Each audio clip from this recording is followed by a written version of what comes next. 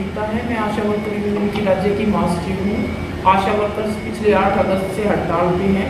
आज उनकी हड़ताल को 30 दिन पूरे हो गए और सरकार बातचीत करने को तैयार नहीं है। लगातार सरकार बयान दे रही है कि आशा वर्कर्स के मानदेय बहुत ज़्यादा दिए जा रहे हैं, उनके काम जो है वो बहुत सीमित काम है। ऐसा नहीं है, ये सरकार जो है जनता को गुमराह कर रही है। ये ऐसा कुछ नहीं है कि आशा के काम सीमित है। 40 तरह का एक सेल्फ अप्रेजल है जो आशा को हर महीने भरना होता है। उसमें 40 तरह के काम हैं। उन 40 तरह के काम में से आशा को 12 या 13 काम के पैसे जो है रेगुलर मिलते हैं। उसमें से कुछ काम ऐसे हैं जो हर महीने नहीं होते, जैसे HBYC है। HBYC हर महीने नहीं होगा। ऐसा हो सकता है वो 3 महीने में विजिट हो बच्चे की पूरी, वो तब आए, वो 4 महीने में आए या वो 2 महीने में आए। ऐसे ही HBYC, अगर कोई जन्म हो, HBPNC है, अगर कोई जन्म होगा तो वो होम बेस्ड पोस्टनेटल केयर है बच्चे की, 42 दिन तक जो घर पे देखभाल है, वो HBPNC आशा के एरिया में डिलीवरी होगी तो वो होगा। अगर वो नहीं डिलीवरी होगी या वो डिलीवरी हो गई और वो कहीं और शिफ्ट हो गई तो भी वो काम नहीं होगा।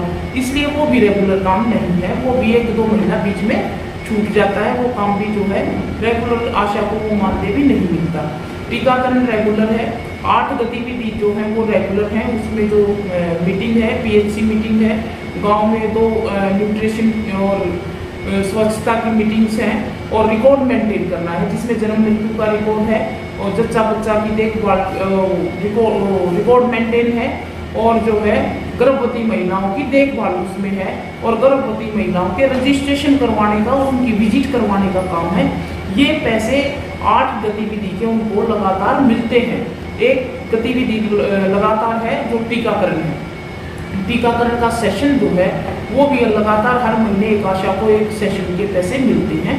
उस सेशन में अगर बच्चा 9 महीने का है, किसी आशा के पास वो 1 बच्चा है, 2 बच्चे हैं या 3 बच्चे हैं या 1.5 साल का है तो ही आशा को उसका मानदेय मिलेगा, नहीं तो केवल कैंप लगवाने का पैसा मिलेगा आशा को। इसके अतिरिक्त 350 रुपये होते हैं वो, इसके अतिरिक्त आशा को कोई मानदेय नहीं मिलता है। ऐसे जो है 5 साल तक के का, अगर 5 साल का बच्चा है तो उसके 50 रुपये टीकाकरण के मिलते हैं। 1.5 साल के बच्चे के जो है 150 रुपये टीकाकरण के मिलते हैं। 9 महीने के बच्चे के 100 रुपये, 1.5 साल पे 50 रुपये मिलते हैं और 5 साल पे और 1.5 साल पे 50 रुपये मिलते हैं। तो ये कुछ ऐसे मानदेय हैं जो बहुत सीमित है और इन पे 50% जो है इंसेंटिव हरियाणा की सरकार देती है। ये जो मामूली से मानदेय सरकार दे रही है और 4,000 रुपये फिक्स दे रही है, ये मैंने काउंट करा दिए, ये 10 काम से ज़्यादा नहीं बढ़ते हैं किसी भी सूरत में। तो इन 10 कामों को का पैसा दे करके और 4,000 रुपये फिक्स दे करके सरकार जो है ये कह रही है कि हम हरियाणा में बहुत ज़्यादा मानदेय दे रही है। ये गुमराह करने वाली बात है। सरकार ने कई तरह की चिट्ठियाँ भेजी हैं। एक बार 2 साल पहले मुख्यमंत्री जी का बयान है कि सब आशाओं को 14,500 रुपये दिए जाते हैं। एक बार अधिकारियों का बयान है, मीटिंग पे हमारे सामने अधिकारियों ने कहा कि आशा वर्कर के मानदेय अब इतने बढ़ गए, आशा इतना अच्छा काम कर रही है कि सारी आशा 20 से 22,000 रुपये कमा लेती है। जब वो आंकड़े निकलवाए तो वो 14,000 से सीमित हो गई। वो 14,000 का बयान सरकार ने दे दिया और अब जब हड़ताल की जो है कॉल दी आशाओं ने तो 7 अगस्त को सरकार ने मीटिंग बुलाई और उस मीटिंग में अधिकारियों द्वारा बयान दिया गया कि 19,600 रुपये वो सब आशाओं को दे रहे हैं। तो हम हड़ताल तो हमारी फिर जो है हम करने का कोई ज़रूरत ही नहीं है। जो सरकार कह रही है कि 19,600 रुपये आशा को दे रही है, केवल वो 19,600 रुपये दे दें। हम तो अपने काम गिना रहे हैं कि इतने काम हैं हमारे और इस 40 तरह के सेल्फ अप्रेजल से भी अलग है, कम से कम 40 तरह के और काम हैं जिनका आशा को। सुनीता जी, आप ये बताइए कि आपने 10 काम गिनाए जिनके पैसे आपको इंसेंटिव मिलता है, तो उसके अतिरिक्त और 30 काम कौन से हैं जिनका पैसा नहीं मिलता है? देखिए, वो मैं वही गिना रही थी, अभी बिल्कुल न्यू शुरू हुआ है। पहले तो ये अलग अलग तरह के कार्ड बनवाए, आयुष्मान कार्ड बनवाए। पूरे 3 साल के लिए आशाओं ने बहुत मशक्कत की, एक गाँव वाले के घर जा करके उनके आयुष्मान कार्ड बनवाए, उनकी KYC करवाई, उनका उसको आशाओं को कोई पैसा नहीं दिया गया। उसके बाद जो है चिरायु को योजना शुरू हुई है, CBC टेस्ट कराए जा रहे हैं वो चिरायु कार्ड बनवाओ, सीबीसी टेस्ट करवाओ, टेस्टिंग की रिपोर्ट आएगी, रिपोर्ट को पेशेंट के घर पहुंचवाओ। किसी में जो है अगर खून की कमी है या उसको कोई बीपी शुगर की कोई समस्या आ जाती है, उसको दवाई की ज़रूरत है, वो सीबीसी टेस्ट के अनुसार आई है वो बीमारी पेशेंट को, तो उसका कोई पैसा आशा को पैसा नहीं दिया जा रहा, पेशेंट को दवाई नहीं दी जा रही। अब वो डायरेक्ट कॉन्टेक्ट में आशा है पेशेंट की, तो पेशेंट तो आशा से उम्मीद करता है कि ये हमारी मदद करेगी, लेकिन ऐसा कुछ नहीं होता। वहाँ पे जो आशाओं को विरोध का सामना करना पड़ता है। ऐसे ही विधवा पेंशन के सर्वे करवाए, विकलांग पेंशन के सर्वे करवाए, टीबी का जो है एक बार तो ये आदेश दे दिया सरकार ने कि भाई टीबी का आप स्पुटम लेके आओ, आप हर घर में जाओ अपने एरिया में जिसको खांसी जुकाम बुखार है, आप उनका बलगम लेके आओ। डब्बियाँ दे दी सरकार ने जो है महिलाओं को, आशाओं को, और उनको कहा गाँव में से आप वो बलगम लेके आओ, पीएचसी पे जमा कराओ, टेस्टिंग होगी। मतलब इतने खतरनाक काम सरकार दे देती है आशाओं को। भाई कोई टीबी की जांच के लिए किसी को अगर टीबी है तो वो आशा कैसे सुरक्षित रहेगी? वो वायरस जो टीबी में होता है वो तो फैलने वाला वायरस होता है, एक आशा को वो वायरस पकड़ेगा फिर उसे परिवार को पकड़ेगा। तो इस तरीके से सरकार बिना सोचे समझे भी ऐसे काम देती है जिससे बीमारियां अपने आप ही बढ़ती हैं।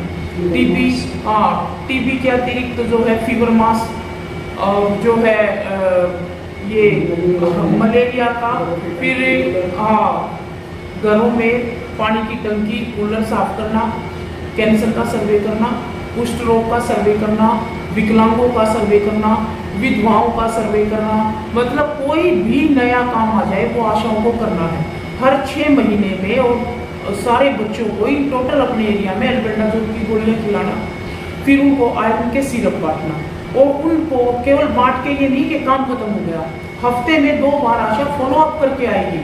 वो जिसके बच्चे हैं, जिस घरों में आशा ने दवाई दी है आयरन सिरप, वो उसको पिला रहे हैं कि नहीं पिला रहे हैं, ये फॉलो अप भी आशा को करना पड़ेगा। 10 से 18 साल की लड़कियों को जो गोलियां खिलाते हैं, और अब तो लड़कों को भी खिलानी शुरू कर दी हैं, क्योंकि बड़ी संख्या में, बड़ी मात्रा में बच्चों में खून की कमी पाई जा रही है। उनका फॉलो अप करना, वो हफ्ते में नीली गोली बच्चे खा रहे हैं कि नहीं खा रहे हैं, जो जिनके बच्चे 6 महीने के नहीं हुए हैं, दूध पिलाने वाली माताएं हैं, गर्भवती महिलाएं हैं, उनमें खून की कमी है, उनका फॉलो अप करना, वो दवाई खा रही है कि नहीं खा रही है। कोई टीबी का पेशेंट है, उसको दवाई खिलाने का काम करना, उसका फॉलो अप करना, वो दवाई ले रहे हैं कि नहीं ले रहे हैं। मतलब किसी तरह की भी कोई भी बीमारी है, वो बीमारी आशा के पास जो है, वो व्यक्ति बीमार दर्ज होना चाहिए, वो कहाँ से इलाज हो रहा है, उसका कहाँ से इलाज ले रहा है, ये दर्ज होना चाहिए। समय समय पे उसके घर जाके उसको जो है पूछना पड़ता है आशा को। इस तरीके से आशा के बहुत ज़्यादा काम बढ़ जाते हैं। इन कामों के चलते जो है, जो गर्भवती महिलाओं के लिए अत्यंत आवश्यक जो काम है, जो लक्ष्य था सरकार का, वो लक्ष्य छूट गया है। पहले 12 हफ्ते के अंदर अर्ली रजिस्ट्रेशन की सरकार कह रही है कि भाई तुरंत रजिस्ट्रेशन हो, ताकि माँ और बच्चे को स्वस्थ रखा जा सके। अब वो काम प्रभावित हो रहा है, क्योंकि दूसरे काम आशा के इतने बढ़ गए कि वो जो काम था, लक्ष्य था, वो प्रभावित हो रहा है। गर्भवती महिलाओं को जांच के लिए अगर सब सेंटर पे लेके आए, तो हालात ये हैं कि सब सेंटर पे जो है एएनएम कहेगी आप पीएचसी से टेस्ट करा के लाइए, जब तक सिविल से टेस्ट करा के लाइए, पीएचसी नहीं सीएचसी पे लाइए। जब पीएचसी पे आशा पेशेंट को लेके जाएगी गर्भवती महिला को, तो वहाँ पे एलटी नहीं है, हर रोज पीएचसी पे एलटी नहीं बैठता, जब तक एलटी नहीं, लैब टेक्नीशियन नहीं, एलटी नहीं है, तो उसकी जांच, वो टेस्ट पूरे नहीं होंगे, टेस्ट पूरे नहीं होंगे तो वो दर्ज नहीं होगी, दर्ज नहीं होगी तो आशा को पेमेंट नहीं मिलेगी और गर्भवती का भी नुकसान होगा। तो सब सेंटरों पे सुविधाएं नहीं है, अनेकों तरह की प्रॉब्लम है जो स्वास्थ्य की सुविधाओं में मुहैया करवाने के अंदर आशाओं को फेस करनी पड़ती है। फिर अल्ट्रासाउंड की बात आती है, उनको कैल्शियम आयरन की गोलियां खिलाने की बात आती है, समय पे टीकाकरण की बात आती है, समय पे जांच की बात आती है। और अब बड़े पैमाने पे पिछले 1 साल से ये देखने में आ रहा है कि हाई रिस्क जो गर्भवती महिलाएं हैं, उनका आंकड़ा बहुत ज़्यादा बढ़ रहा है। हाई रिस्क गर्भवती महिलाएं जो ज़्यादा हो रही हैं, बीपी हो जाता है, बीपी कम या ज़्यादा, जो है शुगर, उनको अलग अलग तरह की थायराइड, अलग अलग तरह की बीमारियां। सबसे बड़ी बात यह है कि अनीमिया ग्रस्त है, जिनमें 10 से 11 ग्राम HB होता है फर्स्ट विजिट में, वो तीसरे विजिट होते होते वो 7 पॉइंट पे या 6 पॉइंट पे भी आ जाता है। ये अपने आप में गंभीर मसला है। इसको जो है हमें सब इन सब चीज़ों को समझते हुए एक आशा अपने काम करते हुए क्या क्या समस्याएं फेस करती है और उनको कैसे वो हैंडल करती है, वो एक आशा जो है बेटर बता सकती है। इतनी तमाम मेहनत के बाद जो है ये मातृ मृत्यु हो रही है, शिशु मृत्यु हो रही है, ये बढ़ रही है।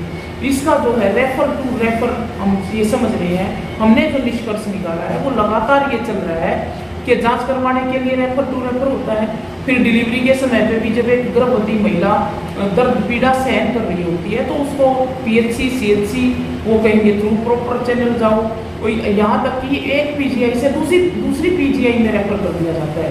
सोनीपत के हॉस्पिटल से कोई गर्भवती चली तो खानपुर PGI जाएगी, खानपुर से हो सकता है वो उसको रोहतक भेज दिया जाए, रोहतक में भी उसको आ जाने के तुरंत बाद संभाला जाएगा कि नहीं संभाला जाएगा।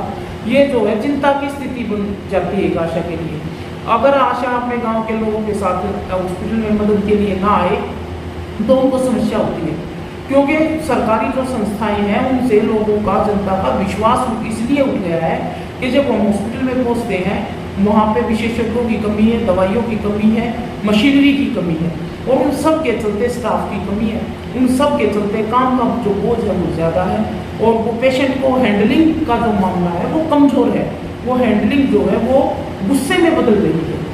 वो जो गुस्सा प्रतीत होता है जनता के प्रति तो लोगों को अविश्वास होता है, जनता को अविश्वास होता है, वो असुरक्षित अपने आप को महसूस करते हैं, इसलिए आशा को हमेशा साथ रखना चाहते हैं।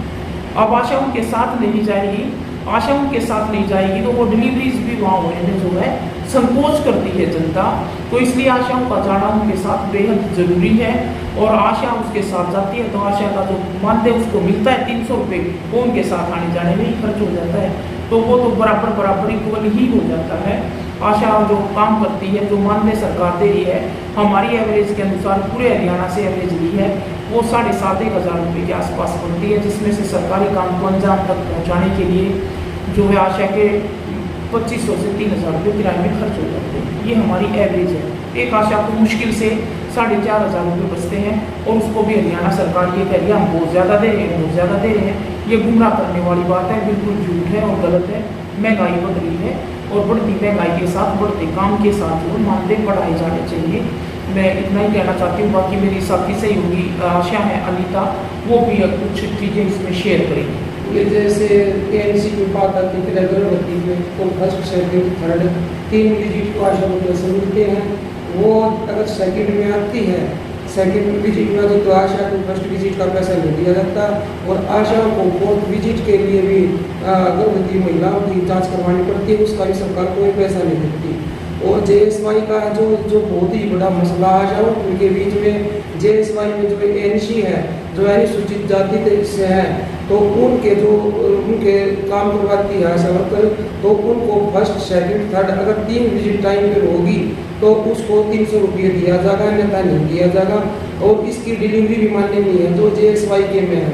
JSY की डिलीवरी अगर उसमें संस्था की डिलीवरी होती है तो आशा को इसको कोई पेमेंट नहीं होती, उसकी पेमेंट करते हैं पेंटा थर्ड लगने का ना जब इसकी पेमेंट होगी। तो आशाओं में बार बार दबाव बनाया जा रहा है कि JSY के दो, और जब भी बेनिफिशरी के पैसे वहाँ उन बेनिफिशरी के जो कागज हैं वो पूरे होंगे तो आशा को पेमेंट होगी, नहीं तो नहीं होगी।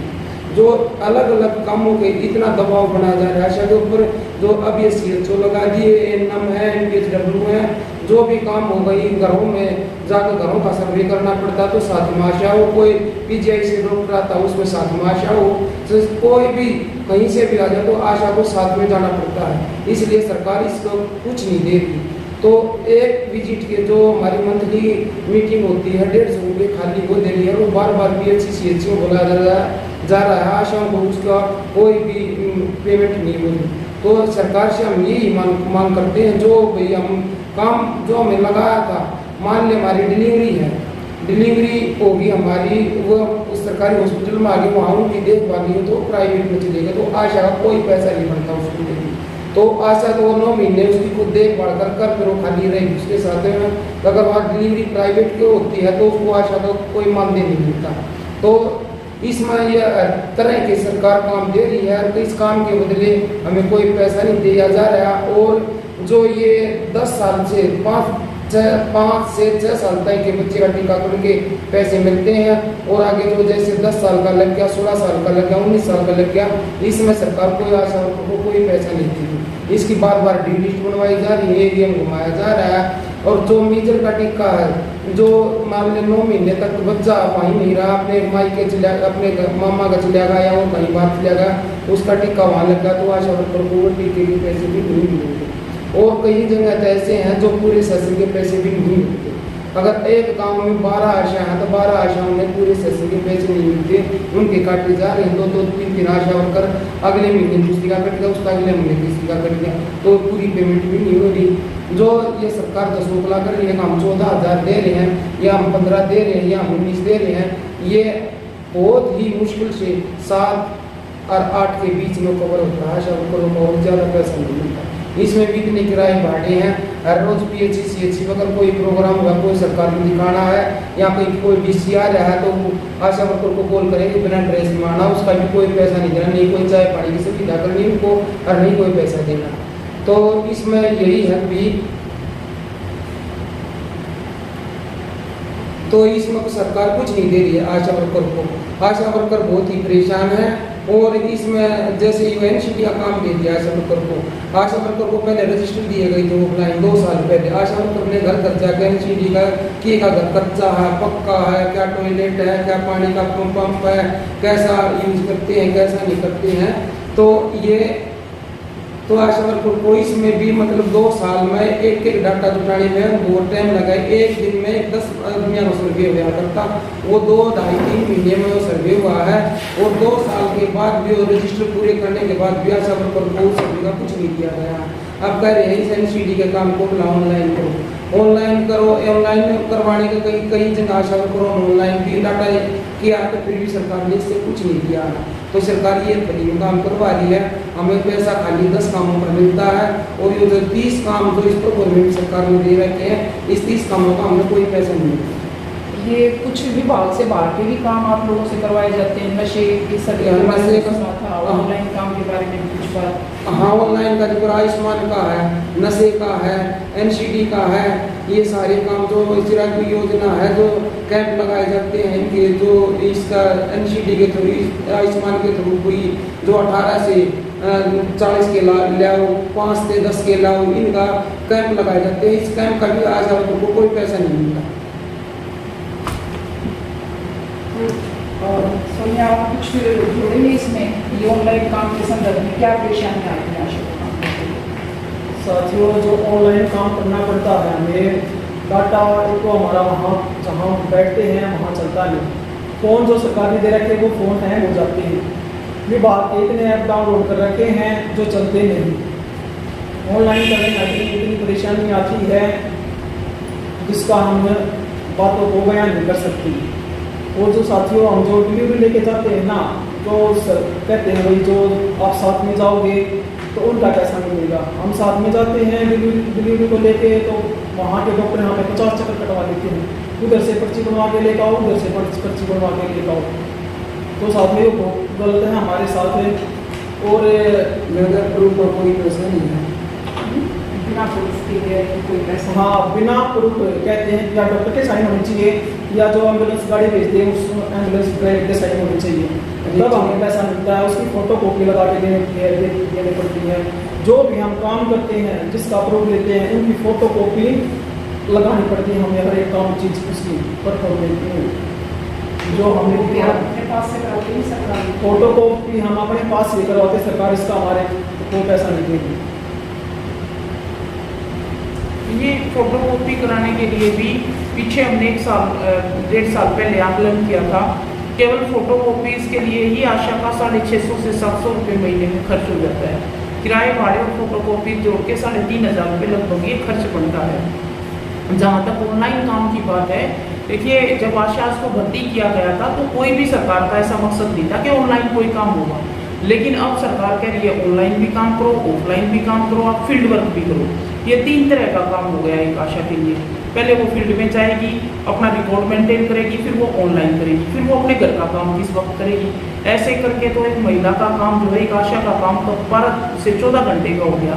और वो अपने घर के काम किस वक्त करेगी, फिर वो आराम किस वक्त करेगी। उसके ऊपर भी जो है अभी सरकार के चौंकाने वाली बात है, 129 रुपये कह रही है सरकार, 129 रुपये मिल रहे हैं, और ये 5-7 काम और जोड़ दें उसमें तो वो 140 रुपये बन जाएंगे, वो 150 रुपये बन सकते हैं। तो 150 रुपये भी मिनिमम जो है एक आशा को एक दिन की मजदूरी नहीं बढ़ रही है। तो ये कितनी शर्मनाक बात है जो सरकार बयान दे रही है, हम सबसे ज़्यादा दे रहे हैं। एक आशा को 150 रुपये ये रोज़ की मजदूरी के हिसाब से भी नहीं दे रही, कितनी लूट कर रहे हैं। सरकारी रेट के हिसाब से भी मजदूरी 600 रुपये है। ऑनलाइन काम करना कोई आसान बात नहीं है, बताया साथी ने, मोबाइल फ़ोन ख़राब है, डाटा नहीं है। दूसरी बात यह है कि हमने कभी भी मोबाइल फ़ोनों से या ऑनलाइन काम करने से परहेज नहीं किया। हमारी बिल्कुल स्पष्ट मांग है, सीधी मांग है, वही 4000 रुपये हमें आप ऑनलाइन काम कर दे, ऑफलाइन कर दे, टेक्निकल प्रक्रिया का हिस्सा है ये। हम क्यों कर दे 4000 रुपये में ये सारे काम? अगर इसी ऑनलाइन काम को करने के लिए सरकार भर्ती करती है तो टेक्नीशियन भर्ती करना पड़ेगा और उसको कम से कम 40,000 रुपये तनख्वाह देनी पड़ेगी। अगर सरकार 40,000 रुपये देने को राजी है तो हम भी ऑनलाइन काम करने को राजी हैं। तमाम आशा कर देंगे ऑनलाइन काम, लेकिन सरकार इसके लिए हमें कब 40,000 रुपये दे, हम करेंगे ऑनलाइन काम। और ये संभव नहीं है कि 4,000 रुपये में जो है हम ऑनलाइन काम कर दें, ऑफलाइन काम कर दें और तमाम तरह के जो है सारे सर्वे हम कर दें, सारे काम हम सरकार को कर दें, ये संभव नहीं है। ये ऑनलाइन काम जो है ज़्यादा दबाव बनाया सरकार ने, इसका हम लगातार विरोध कर रहे हैं और ये ऑनलाइन काम हम तब तक नहीं करेंगे जब तक सरकार हमारा कोई फिक्स मानदेय नहीं करती है। ये जो इससे भी अलग आशा के काम है, देखिए कई जगह पे ऐसा है जहाँ पे ईंट बनती है, भट्ठे हैं, मजदूरी करते हैं लोग वहाँ पे, वो 6 से 7 महीने ईंट भट्ठों पे रहते हैं।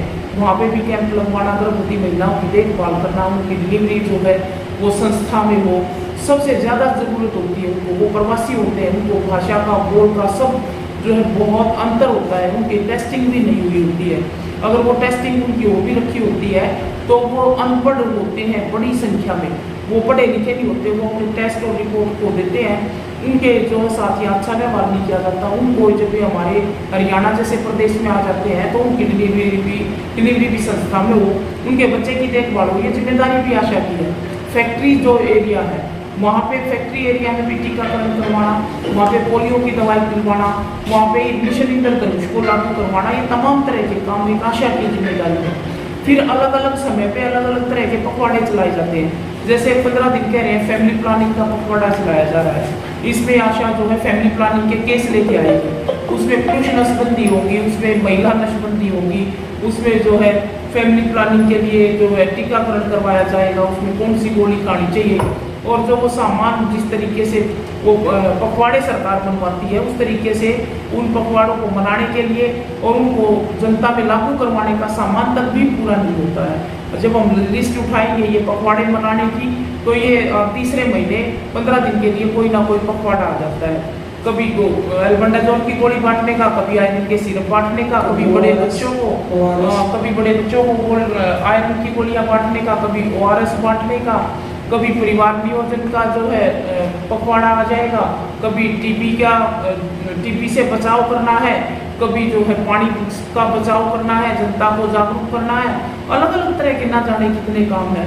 और इसके साथ साथ जो है विभाग से बाहर के भी काम हैं, ये जैसे नशे का सर्वे बताया, विभाग से बाहर का काम है बिल्कुल। BLO की ड्यूटी है, BLO की ड्यूटी करना भी आशा की ड्यूटी लगा दी। भाई एक महिला कितने तरह के काम करेगी, आशा को अमरेला बना दिया है। भाई तमाम तरह के काम जैसे जिम्मेदारी आशा की है, अभी भी आशा वर्कर्स हड़ताल पे हैं और जो है निर्वाचन आयोग से फोन कर रहे हैं सुपरवाइजर आशाओं को कि आप BLO में ड्यूटी करो, BLO में ड्यूटी करो। अगर आप BLO में ड्यूटी नहीं करोगे तो भी आप आशा के काम से हटा दिए जाओगे। भाई निर्वाचन आयोग स्वास्थ्य विभाग में काम करने वाली महिला को कैसे हटा सकता है? तो ये अननेसेसरी जो प्रेशर है, ये शोषण जिस तरीके से सरकार जिस साजिश से कर रही है, फिर विभाग के अधिकारी नहीं बोले ये तो जिलों पे DCO के ऑर्डर है, निर्वाचन आयोग का तो जो है वो देखते हैं काम, उसके इंचार्ज तो वो होते हैं, उसको तो डायरेक्टर वो है, वो जो है करते हैं उसको हैंडलिंग, हम इस पर कुछ नहीं कर सकते। भाई कोई स्वास्थ्य विभाग से बाहर भी कोई काम लेता रहे, इस पर स्वास्थ्य विभाग के अधिकारी बोलते नहीं है।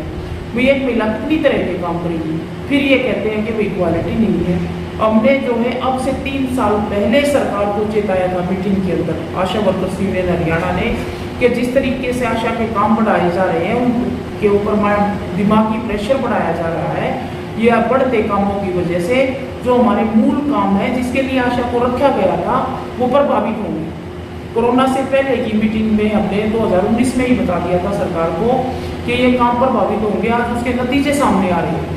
ये मातृ मृत्यु दर जो है 14% बढ़ गई, और अभी 10 दिन पहले की जस्ट बात है, जो अखबार में आया हुआ था कि ये 17% तक चली गई है। अब 6 महीने पहले की रिपोर्ट है 14%, और अभी 10 दिन पहले ये 17% तक बढ़ने का अंदेशा जताया गया है। तो ये कितनी चिंताजनक बात है। एक तरफ तो कहते हैं भाई हमारा प्रदेश समर्थ है, नंबर 1 है, और जो है महिलाओं में, बच्चों में खून की कमी, जो ये क्या चला रखी है कि योजना चलाई है सरकार ने जिसमें CBC टेस्ट उठते हैं, ये चिरायु योजना है। इसमें गाँव में कैंप लगा करके महिलाओं के, बच्चों के, तमाम जनता के टेस्ट किए जा रहे हैं, और उसमें चौंकाने वाले आंकड़े हैं। ये मैंने खुद से रिपोर्ट देखी है कई गाँव की। तमाम जितने टेस्टिंग हुए, अगर 100 टेस्ट हुए हैं, 100 टेस्ट में से महिलाओं में और बच्चों में 70 से 75 में 7 पॉइंट HP है। ये मैंने अपनी आंखों से रिपोर्ट देखी है। मतलब ये कितनी भयानक चौंकाने वाली बात है कि 100 आदमियों में से अगर 100 टेस्ट हुए हैं तो 100 में से 75 लोगों के अंदर खून की कमी पाई जा रही है हरियाणा जैसे प्रदेश में। तो ये कैसे पार पाएंगे इस लड़ाई से? दवाई उनके लिए कोई नहीं। तो इस तरीके के अनेकों काम आशाओं के बढ़ाए जा रहे हैं बढ़ते कामों की वजह से, और जो है बढ़ती महंगाई की वजह से तमाम आशाएं परेशान हैं, और अब 1 महीने से वो है हड़ताल पे है। और हड़ताल की हमारी मुख्य मांग ये है कि भाई हमारा जो है मानदेय बढ़ाया जाए, उसको महंगाई भत्ते के साथ जोड़ा जाए, और हमें पक्का कर्मचारी बनाया जाए। जब तक सरकार पक्का कर्मचारी नहीं बनाती, हरियाणा के अंदर जो है पॉलिसी में बदलाव करते हुए आशा वर्कर को सरकार वर्कर माने, क्योंकि 18 साल का आशाओं का एक्सपीरियंस हो गया। 3 साल में, 4 साल में, तो जो है 5 साल में तो MBBS की डिग्री हो जाती है। 18 साल का जब एक आशा के पास अनुभव है फील्ड वर्क का, 18 साल के फील्ड वर्क के अनुभव के आधार पर हम समझे तो भी वो जो है एक वैलिड मजदूर बनती है। उसको जो है वेरीफाई होना चाहिए कि भाई इनका एक्सपीरियंस है, इतना एक्सपीरियंस के आधार को मान के ही उनको जो है वर्कर का दर्जा दिया जाना चाहिए। वर्कर का दर्जा देती है सरकार, तो कम से कम 26,000 न्यूनतम वेतन दे, ESI PF की सुविधा दे, आशा वर्कर की उम्र जो है रिटायरमेंट की वो 65 वर्ष करे। आशा वर्कर स्वास्थ्य विभाग का हिस्सा है, 18 साल से सेवा कर रही है।